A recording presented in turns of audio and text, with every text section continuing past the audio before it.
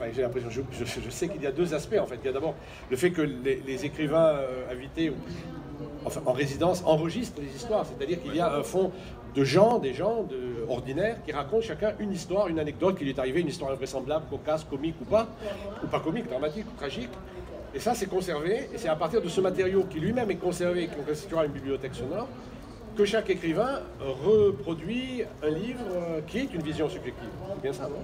Oui, la contrainte, la consigne qu'on donne à chacun des écrivains, des artistes, des chercheurs qui vont aller faire un terrain, qui vont aller découvrir une partie, ça peut être une ville, ça peut être un territoire, le Kef, le Rif, le Chouf, peu importe, autour de cette Méditerranée. Et on leur donne pour consigne de poser toujours la même question parmi le récit de votre vie. Je vous la pose aussi parce que peut-être vous aurez des histoires à nous raconter. Parmi le récit de votre vie de 0 à maintenant, quelle serait cette histoire ou ces histoires vraies qui vous ont particulièrement marqué, qui vous sont chères, des anecdotes marquantes qui finalement composent une petite mythologie personnelle que vous trimballez avec vous depuis toutes ces années et que vous aimeriez confier, partager avec le reste du monde.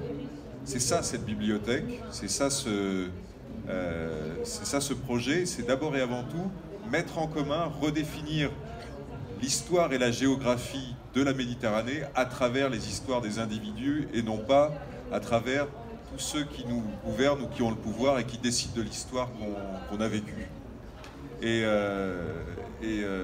Moi j'ai fait des études d'histoire et je pense que j'ai été marqué par l'histoire des historiens des mentalités comme Corbin, les historiens du temps présent et je crois que voilà, de repartir de l'individu pour faire l'histoire et aussi redéfinir notre géographie en deçà, au-delà des frontières, c'est utile, nécessaire. J'y vois aussi un acte presque géopolitique aujourd'hui pour arriver à faire Méditerranée, à faire même Euro-Méditerranée, si on peut imaginer qu'il y ait un territoire à redéfinir qui pourrait fonctionner mieux qu'il ne fonctionne aujourd'hui politiquement.